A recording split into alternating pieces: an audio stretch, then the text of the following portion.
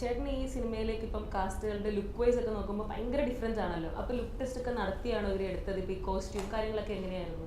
അങ്ങനെ ലുക്ക് ടെസ്റ്റിനെക്കാട്ടും കൂടുതൽ ഞാനും ദിവ്യയും കൂടെ, എൻ്റെ കോസ്റ്റ്യൂം ഡിസൈനറും ഞാനും കൂടെ നമ്മൾ കുറേ അങ്ങോട്ടും ഇങ്ങോട്ടും ബൗൺസ് ചെയ്തു. അപ്പോൾ അവർക്കതിൻ്റെ സെൻസിബിലിറ്റി കിട്ടി. അവരുടെ റിസർച്ച് ചെയ്തു. രജിഷയുടെ സൈഡിൽ നിന്ന് റിസർച്ച് ചെയ്തിട്ട് നമുക്ക് കുറേ ഡോക്യുമെൻറ്റേഷനൊക്കെ തന്നു. അതും നമ്മളെ ഉൾക്കൊള്ളാൻ നോക്കി. പിന്നെ ഇത് വർക്ക് ചെയ്യുന്നില്ലാത്തത് മനസ്സിലാക്കാൻ ദൈവം സഹായിച്ച് നമ്മുടെ ആപ്റ്റിറ്റ്യൂഡ് ഇപ്പം അവിടെയാണ് നിൽക്കുന്നത്. എപ്പോൾ വേണോ മാറാം, പക്ഷേ right now we are able to judge whether it will work or not.